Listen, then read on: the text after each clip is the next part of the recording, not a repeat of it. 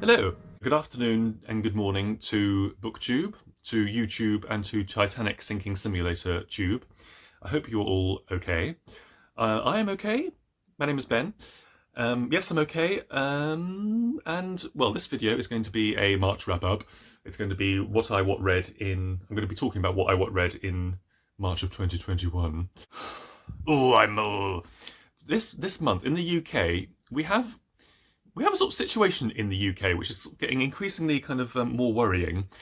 We have a government who's sort of like going authoritarianism, and we're like, no, we're good with that. And they're like, are you sure? Something happened last week, and I was this close to making a video about it because I was really off about it. But this channel is called Doom Antidote. It's not called Doom and Gloom.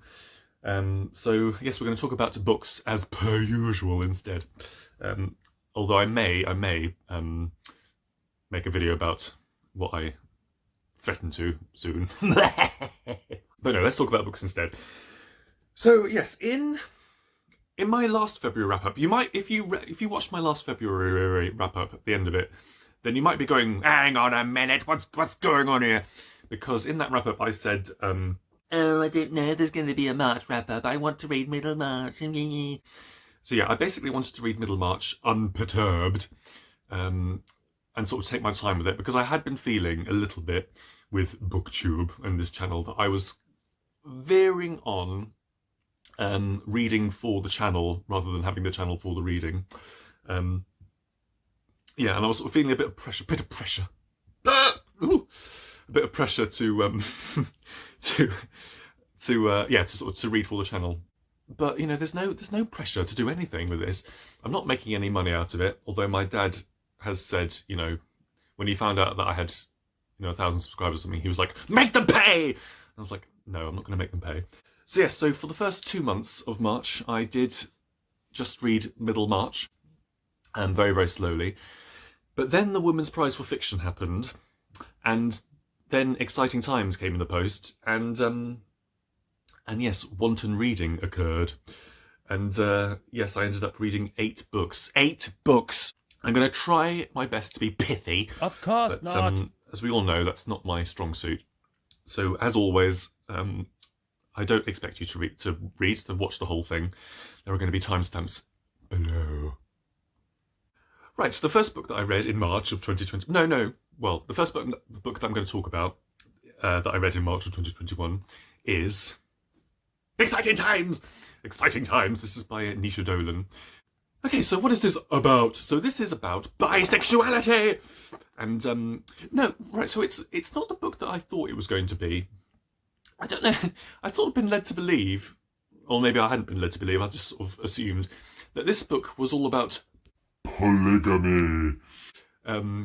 But yeah, I don't know why I thought that we were going to get some throuple action in this, but no, this is more about polyamory. The novel centres around Ava, I think that's her name, isn't it? And she's from Dublin, and she's 20, I want to say 21, 22. Millennial fiction. Am I going mad? Are 21-year-olds classed as millennials? I thought early 20s is now kind of considered Gen Z. So I don't know why this is classed as millennial fiction. I don't know. But anyway, she's 21, 22, and she's from Dublin, and she doesn't really know what to do with herself. So she decides to move to Hong Kong and teach English. And this is kind of around 2016. And while she's there, she meets Julian, who is an English banker, and who is, you know, privately educated, Oxford, all that sort of stuff. And she ends up staying rent-free in his very luxury apartment. And they have this kind of friends with benefits type of relationship. They're basically going out, but he doesn't want to say that they're going out, basically. He's sort of, I don't know, yeah. He's kind of one of those. It's seemingly kind of a win-win scenario for both, but obviously there's kind of like a power dynamic which is kind of a bit weird and a bit sort of like, Yeah, so Ava, she's kind of, she knows what the setup is, but she's kind of like, I want us to just, can we just go out? Can we just have a relationship? And he's like, no, no, I'm a banker and I've got and what we have is like great. Yeah. So whilst Julian is out on a business trip for a few months, Ava then meets up with Edith, who is a native Hong Kongian. Hong Kongian? Is that the right thing? She's native to Hong Kong, although she's gone to uni in Cambridge, so she's quite sort of privileged as well. But yeah, she sort of enters this actual relationship with Edith, and sort of not discovers that side of her sexuality, but yeah, kind of goes towards down that side of her sexuality a bit more. So she's in a position where she's sort of dating two people at the same time without their knowledge, and yeah, the book sort of looks at that and looks at the kind of the power dynamics of both things, and it looks at sort of sexuality and the politics of sexuality and stuff. So yes, I really did enjoy this. It's quite sort of it's not as, because people, I'm sorry to kind of do this, but yeah, people do compare this to Normal People. It's much lower stakes than Normal People, but yes, I enjoyed it. So there's some great sort of zinger lines. I mean, Naoise Dolan, there's some really sort of great zingery lines. It's quite a cynical kind of narrative style. I loved what this book does very well is it describes and relates social media and kind of online messaging in a very sort of successful way, because I think that's kind of like a sort of problem with novels which look at kind of young people, because describing how we kind of interact online and kind of different apps and stuff, it can be a bit sort of tricky to kind of convey that in a novel. And some novels, they like Queenie, for example, they like to sort of do like sort of screenshot text boxes and stuff, and sometimes it works and sometimes it doesn't. But I thought this doesn't do any kind of like any stuff. It just sort of describes what's going on. But I thought it does it in a way that I sort of I recognised the use of social media, and the way that she sort of stalks Julian, or kind of tries to find stuff out about Edith, the way that the power dynamics of the two blue ticks, or the three dots, the three moving dots. Yeah, I thought that was done really well, and yes, so I would recommend it. It's not as sort of high stakes as Normal People, but it does look at relationships and the sort of the power dynamics, as I keep saying, in a very sort of interesting way. And I was yes, and a lot of it is funny, yes, maybe a bit of a melodramatic ending, but that's fine, isn't it? Okay, next. Right, so I read The Book of Not by Tsitsi Dangarembga. So this is the second in a series of 3 books by Tsitsi Dangarembga, focusing on Tambu. The first one is Nervous Conditions, which is sort of considered to be quite a influential Zimbabwean classic, and indeed in general a sort of African classic. And the third book, This Mournable Body, was shortlisted for the Booker, and I've always been quite interested in that book just because it's written in the second person, and so I'm sort of reading these books to sort of lead up to that one. I really enjoyed Nervous Conditions. I thought it was really fabulous. It really sort of stayed with me after I read it, and so I was really kind of I was excited to read The Book of Not, which is the second one. Right, so this one is really draining.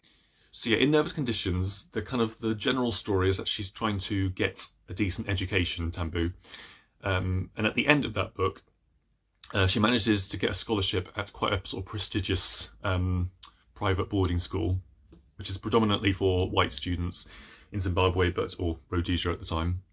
But yeah, she managed to get a scholarship, and so this book is kind of mostly dealing with her experiences at this school. And yes, it's a very, very draining read. So this is set in the 70s, kind of in the midst of civil war, where Zimbabwe is trying to sort of gain independence, and but the civil war is sort of in the background a little bit more. And Tambo, she's determined to do as well as she can do and sort of gain approval of the nuns who run this school. And she's determined, once she sort of finds out that there are trophies involved, and she's determined to sort of get the trophy for the most hardworking, student with the highest kind of outstanding achievement. Yeah, she basically works and works and works herself, and kind of exhausts herself in doing so. But because she is black, she's African, everything that she does, any achievement that she does, is kind of thwarted, ignored, or even kind of or sort of tempered. So yeah, so the thing that she sort of learns is that no matter how hard she works, no matter what achievements she has, none of it kind of matters. It's kind of worthless. Coupled with that, so she leaves the school, and then Zimbabwe gains independence. So I believe that's sort of 1980. And there's a sort of a little bit of where she gets into a sort of relatively good job. And she thinks like, oh, right, okay, so Zimbabwe, we have independence, so I don't have to kind of be in competition with the white people anymore. I'm going to be recognised for the work that I've done and everything. But she is still a woman. So yeah, we kind of have this repeat situation whereby someone else gets praise for something that she's achieved, basically. Yeah, I did find this a bit of an exhausting book. I think the thing with Nervous Conditions is that it has a wit about it, and a kind of like a dry sense of humour, and there's kind of shading. It's quite dark. It does get quite dark, this book, but at least there's some kind of like shading. There's some sort of funny bits. There's some funny characters in it. But this is kind of overwhelmingly kind of exhausting and grueling. It's a really grueling read, I thought, and I have to say, like, towards the sort of last 50 pages, I was really ready for it to be done, but I did sort of stick through it to the end. I think I just wanted some kind of catharsis, but it just kind of goes on and on and on right to the end, and I'm like, So I am going to stick with reading This Mournable Body. I'm hoping, I mean, from what I've heard, I think it's going to be more like this rather than Nervous Conditions. So I'm like, so I am going to have a bit of a break before I read This Mournable Body. But yes, I don't think, I mean, it is a standalone because you can read it as a standalone, but I don't know why you would, because Nervous Conditions, in my opinion, is the better book. It's an interesting follow-on, but it is a grueling read, and I was ready for it to be over when it was over. Okay, next, so I did a buddy read with Alex from What Page Are You On? And we read Piranesi, which is by Susanna Clarke. This is a fabulous hardcover, and I got this as a present. And look at all this. It's very fancy. Okay, so, and I forgot to say that Exciting Times is longlisted for the Women's Prize, as is this. Right, yeah, so we buddy read this over a course of a week, and this is it's really bizarre. So yeah, so Piranesi, he is this this guy who is living in a otherworldly labyrinth. This place which is full of halls, which are full of statues. And the book is basically about how he is trying to work out how he got there. He lives there alone apart from this other guy called the Other, who's very sort of swanky, sort of suited and booted. And the Other kind of, we know, is sort of withholding information. But yeah, between them, they're conducting sort of experiments on this sort of magical place, and sort of trying to sort of work out, or trying to gain. The Other wants to gain sort of this secret knowledge from the place, and Piranesi kind of helps him. And yeah, it's really fabulous. I really liked it. It's a real oddball of a novel. It's yeah, it's just it's very, very strange, but I did like it. I have a couple of criticisms. I mean, one of them is um, the way that the plot is revealed is quite repetitive. So there's that, and then also Susanna Clarke utilizes dramatic irony, and yeah, so the reader is always kind of a step or two in front of Piranesi as he works things out, sort of.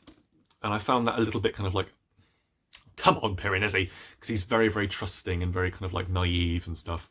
I think this novel benefits from like a single sitting, or like at least a couple sittings. So if you've got like a long afternoon, a long Sunday afternoon, then I'd recommend reading this in one sitting if you wanted to read it, because it's very, very, it is short and it is very, very kind of pacey and sort of snaps along. I think we read it over the course of a week in little bits, and I think the result of that was like the repetitive kind of nature of the plot revelations, and coupled with the dramatic irony, meant that I was a bit like, oh, come on, Piranesi. But I mean, I don't really care about those criticisms because I did like it a lot, and it was yeah, I had high hopes for this novel and they were met. So yeah, it's very, very interesting, and it was great to read it with Alex because I'd be like, what's going on? And he was like, well, I think this, and I was like, oh, that's interesting. Anything else I have to say about it? I don't think so. I'll be interested to reread this at some point and sort of see what clues kind of pop up, along the way and things. But it is a really strange, singular novel. It's not like a lot of novels that I've read, but I would definitely recommend it because it is, if you want something a bit different and a bit weird and short, then I would definitely recommend it. Really bizarre!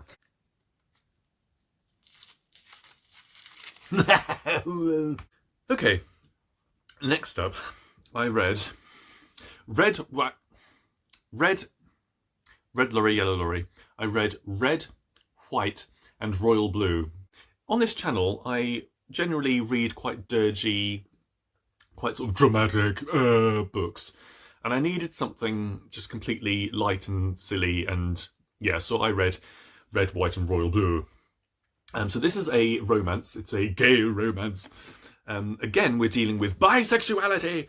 So this novel is about Alex, who is the first son of the president, who has a rivalry and then ends up falling in love with Prince Henry. Who is Prince Henry, who is the grandson of the Queen of England. And yeah, it's about them falling in love, and then, of course, them having to keep their relationship from the world because, Prince Henry can't be seen as being gay, and also the Alex's mother, who is the president, she is gearing up for her second term election, and they obviously can't the scandal would kind of impede the election. So this is set in a kind of alternate universe whereby we have a female president, and not only that, but she has this biracial family. Alex's dad is Mexican American, and also this alternate universe, the royal family is not our royal family. It's different. Although Queen Victoria exists in this, it's interesting the kind of things that because I think, is it Maxine Waters? She exists in this, and also King Edward VIII exists in this as well. So I am aware that I am not the demographic for this novel. I mean, I'm a 34-year-old man with bad skin, a bad back, and an internet connection. And yeah, I'm not the demographic for this book. However, I did like it. I think it is silly, but it is it is what it is. It's a gay romance. It's an interesting anti-Trump era novel in that Trump doesn't exist at all. But Casey McQuiston, they wrote this after Trump's election, and yeah, what they've managed to do is kind of is just interesting. It is like the anti-Trump era novel, and kind of and escapism. That's the main word. It's good sort of escapist fun. There are moments in it which I thought were very cringy. I mean, the banter in it, I was just like, I was feeling very old, but yeah, I think I enjoyed the kind of the first bit. Once they start to get loved up, then I was like, I don't know. I did find it a bit sort of cringy sometimes, and like there's a they do this sort of Sex and the City thing where they send romantic letters from other people, you know, from famous romantic letters to each other, and I'm like, ugh. But yeah, it does what it says on the tin, and I did enjoy it, and it is, and I like that this novel exists. I like that it exists, and that's, you know, if you're an 18, it's very explicitly sex. It's got lots of sex in it. I don't know why in my head I thought that this was a YA novel, but no, it's very much for adults. Although there is a genre new adult fiction, which some people say that's not a thing, but apparently this is new adult fiction. But yes, it is very sexually explicit, and sort of, you know, whew. But what was I saying? But yeah, no, I like that this novel exists because it is very, yeah, it's just very unapologetic and escapist and fun, and yeah, I liked it. So yes. So enough of this light-hearted stuff. So we're back to the Woman's Prize for fiction. I read The Vanishing Half by Brit Bennett. Bob from Bob the Bookerer, he gifted me this. If you don't know who Bob the Bookerer is, then I would very recommend you check out his channel. He's a relatively new booktuber. He predominantly looks at the Booker Prize. He kind of does these sort of deep dives into, you know, specific years of the Booker Prize. But I very much like his content. So yeah, and he gifted me this, so I'm very, very grateful. Yes. Because yeah, I was thinking I was going to get this once the paperback was out. But anyway, yeah.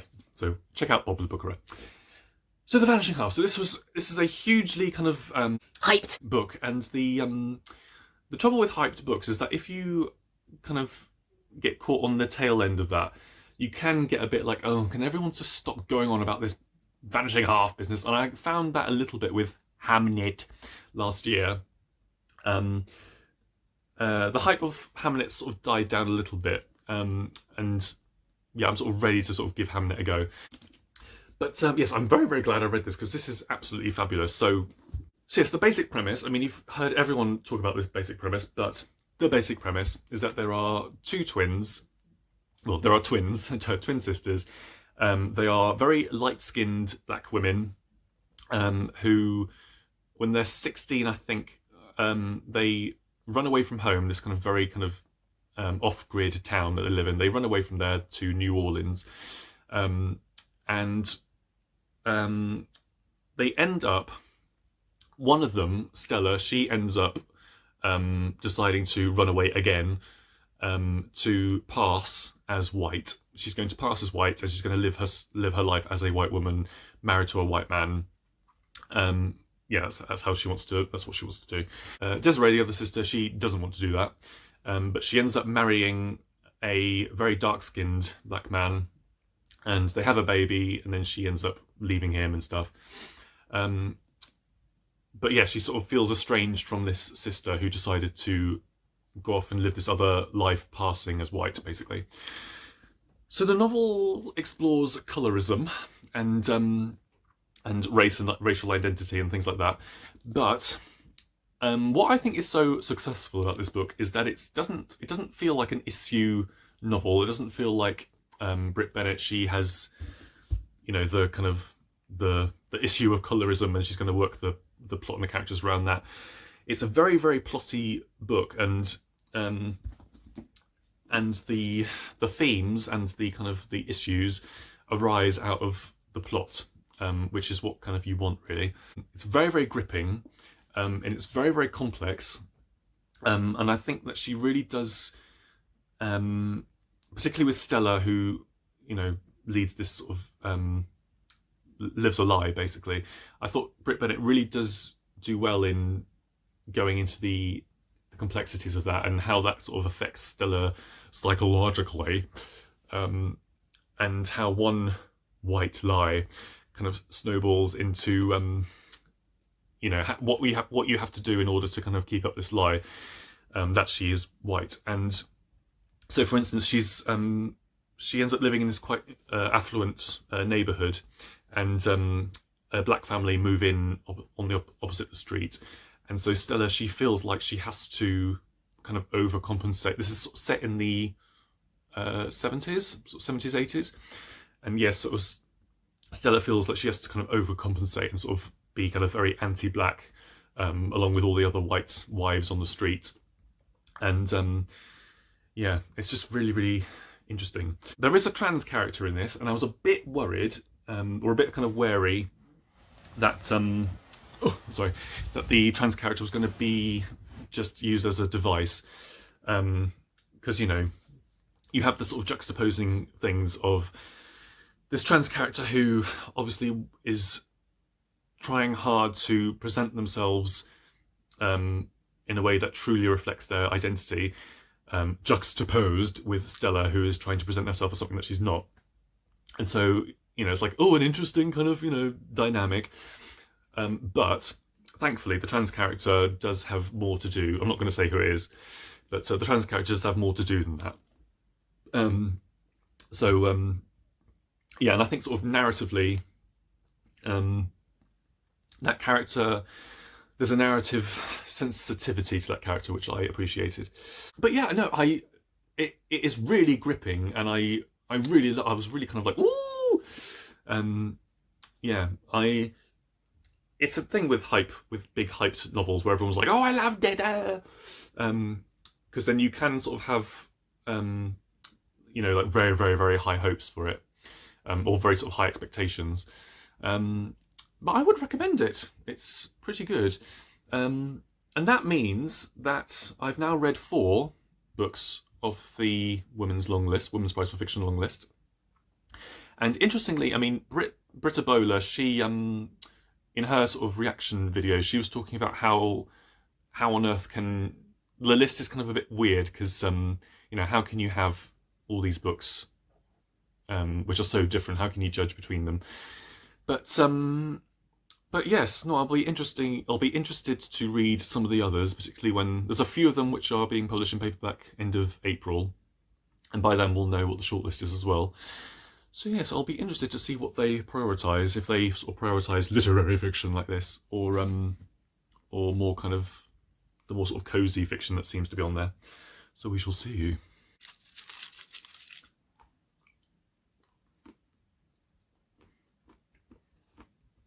Bad idea. Okay, next up, something a bit different. We have Times is hard. Yes, I read Hard Times by Charles Dickens. This year is my year of Dickens. So yes, Times is hard. I won't talk too much about this novel.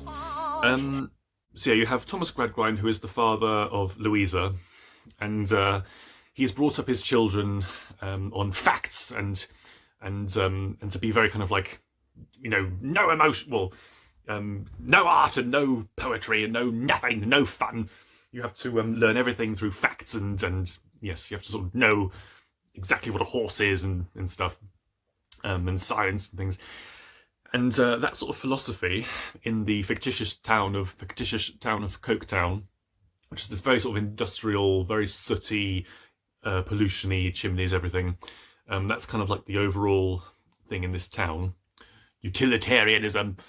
Yeah, and it's basically how that upbringing has kind of left Louisa and her brother. What's her brother's name?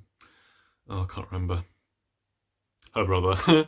It's left them kind of at a disadvantage in life, because Louisa, she ends up marrying Mr. Bounbury, who is sort of 30 years her senior, and she realizes that she's made a mistake and that she needed to marry for love instead of just marrying for gain or whatever.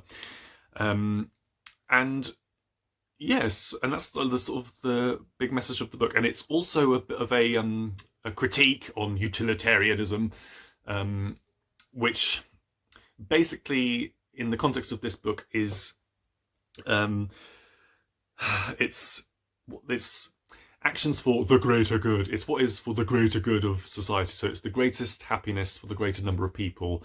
But that means that if the greatest happiness for the greatest number of people means that some people are less well off, then that's kind of like, it's for the greater good. But in this context, it means you have towns like this, and you have people in kind of extreme poverty and stuff, which Charles Dickens is kind of like, no, that's not right. So yeah, this is kind of a critique on that. And yes, so I can't say I think I've read, is it 4 Dickens novels I've read now? And this is my least favourite of them so far. It's interesting with Vanishing Half, I mentioned that this novel wasn't, even though there are issues in it, it's not issues sort of focused. Like, you don't sort of see Brit Bennett's, it's not a lecture, basically. And this sometimes I thought was a bit of, not a lecture, but just a bit of like this is my point and I'm going to do it, because there are some characters, particularly towards the end, who sort of lay it on very thick, what Charles Dickens's politics are, or what his message is. And yeah, there was something about it which I wasn't, gripped by. Also, there's not as there's no kind of characters which really kind of ping out. Like, there's no sort of Mrs. Gamp. There's no kind of Aunt Betsy. They're all kind of It's just not as, I wasn't as gripped as the other ones. It's still sort of interesting, and I can imagine, I mean, it is a shorter one. I can imagine that there's going to be there's going to be other Dickens novels that I'm going to enjoy lesser than this.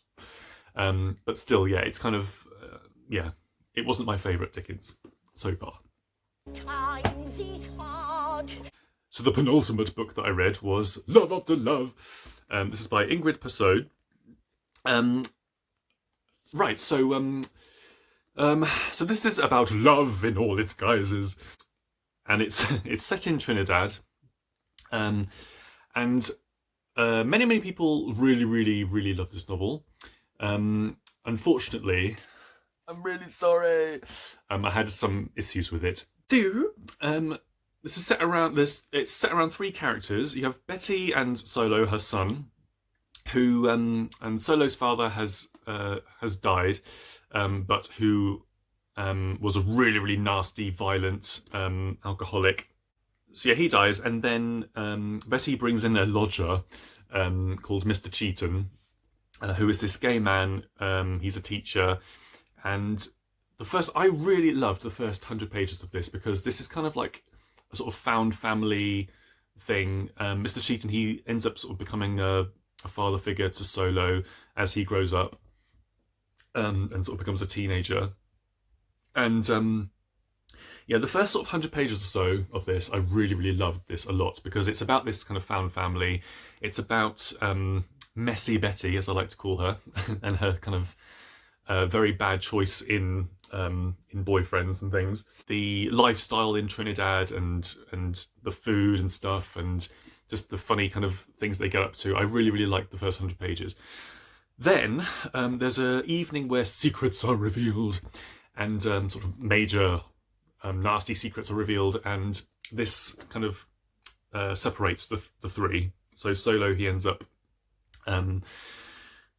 travelling to New York and sort of becoming an illegal immigrant in New York. Mr. Cheaton, he ends up moving out, and it's a novel about Betty trying to get her son to sort of speak to her again. It's about Mr. Cheaton sort of discovering his sexuality a little bit more, and kind of and his sex life and stuff.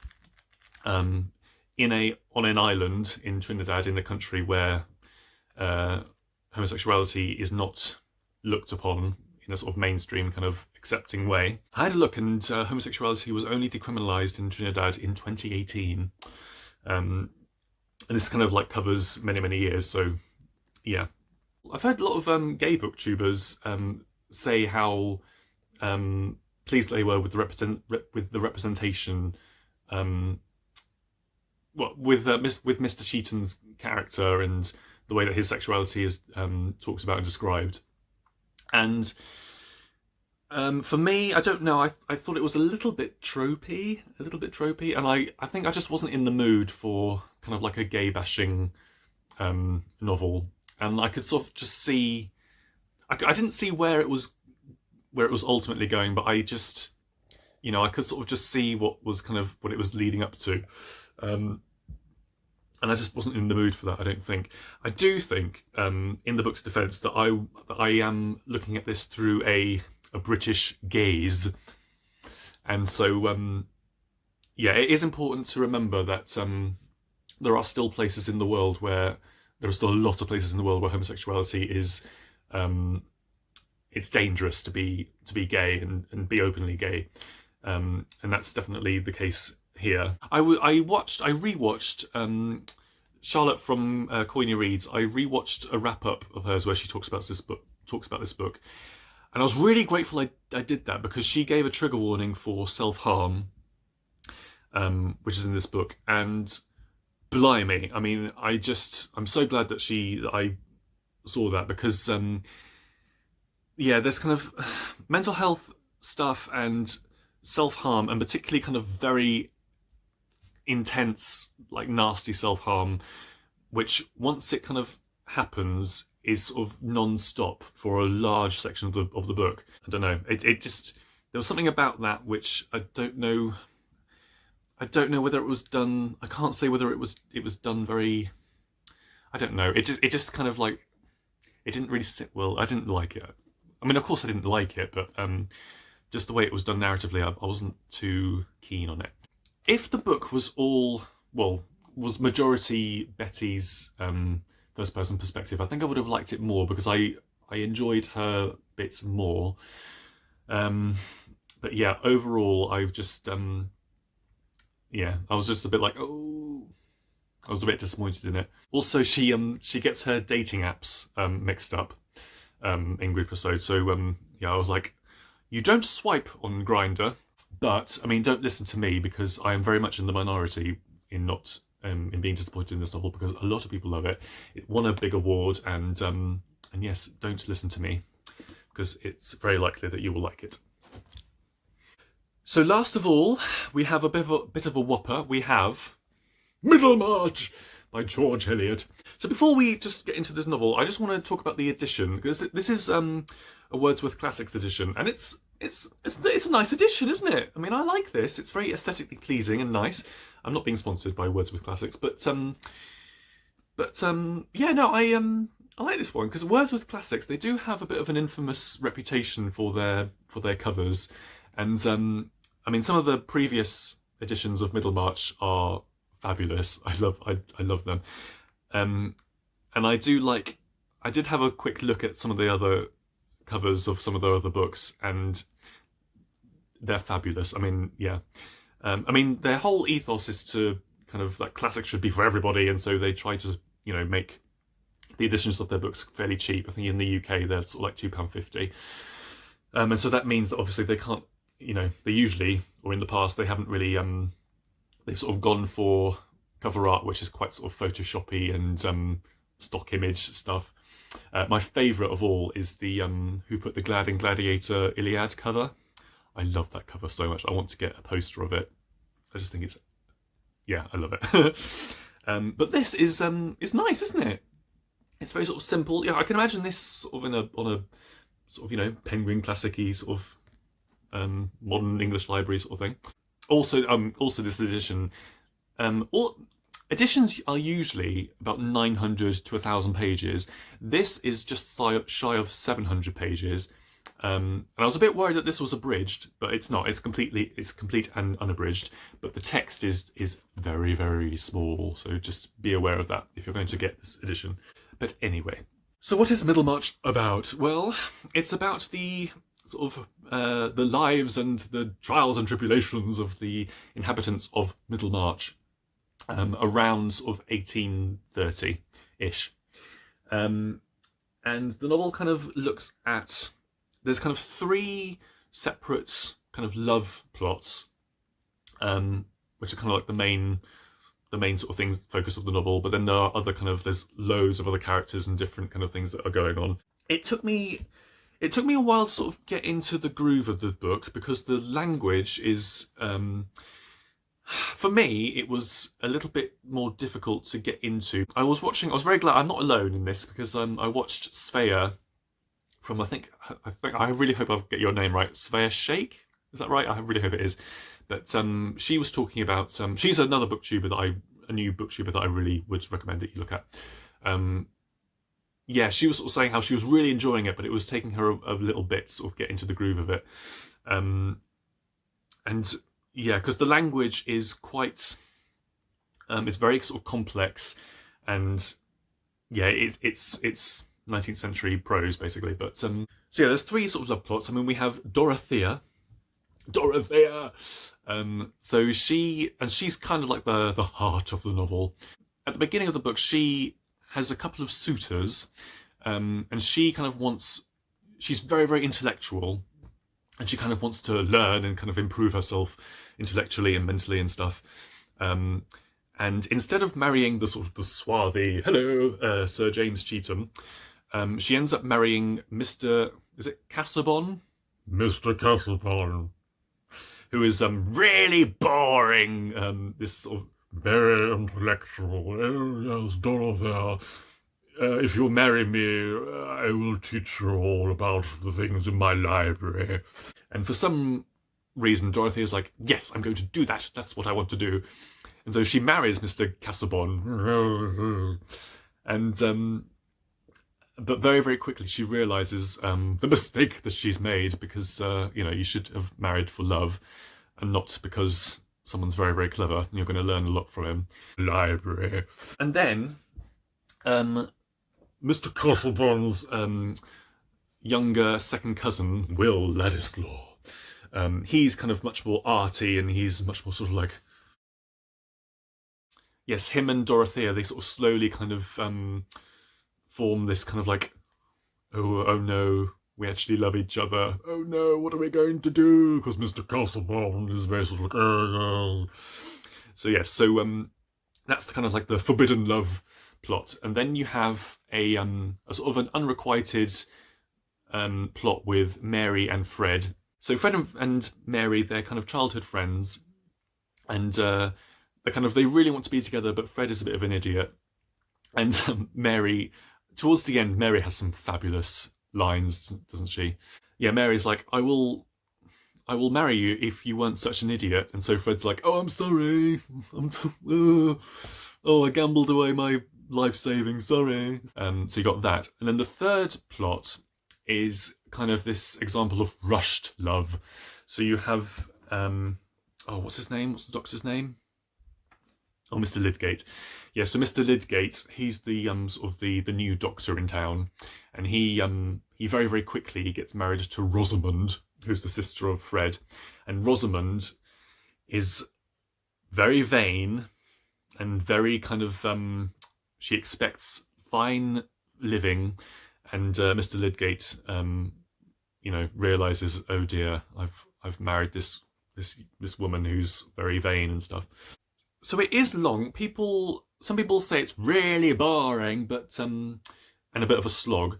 I didn't think it was a slog. There were certain bits. I mean, I found this a bit. Similarly with Anna Karenina, you have sort of the politics chapters, or the farming chapters, which are a bit like, come on. And there's a couple of a few bits in here, because kind of in the background is the Reform Act. But other than that, I mean, it is a slow burner. But the reason that I didn't think it was a slog is because the writing itself. George Eliot, or Mary Ann Evans, she goes into great detail in the just in the complexities of people's feelings and in their wants and stuff. And so you might have these long conversations. In between the sort of the speech, you have these sort of big paragraphs of what's actually going on, and the complexities of their dilemmas and stuff. And so that's kind of why it's a big old book. But I really, really loved the story, and I loved Dorothea.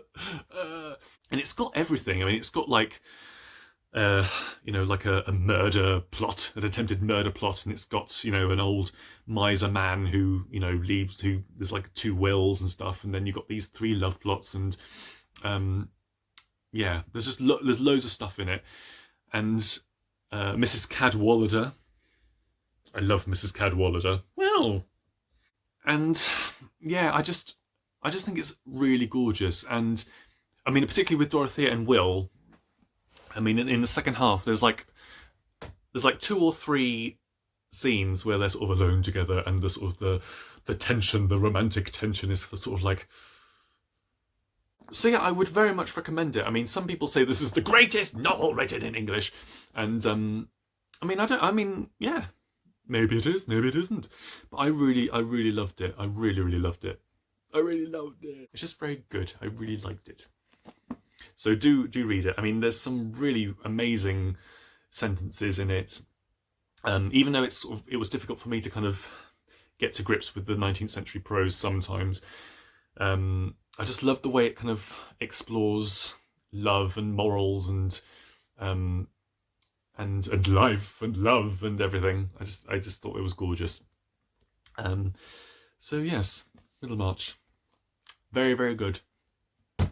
Right, so is there going to be an April wrap? I'm sort of trolling everybody now. So yes, I've got another buddy read coming up. A couple of buddy reads coming up, actually. Am I bored with this setup? I'm a little bit kind of like, with this setup for wrap-ups. But yeah, maybe we'll try something different next month. Or maybe we won't, I don't know. But yes, shall we have a look? Let's have a look. Oh.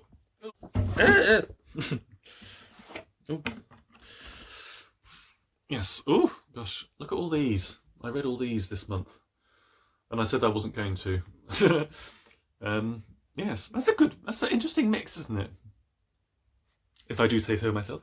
But yes, I hope everyone is all right, and I shall hopefully see you next month, or maybe I'll do something in between. Who knows? But yes, take care, Garnier, and I shall see you very soon. Bye.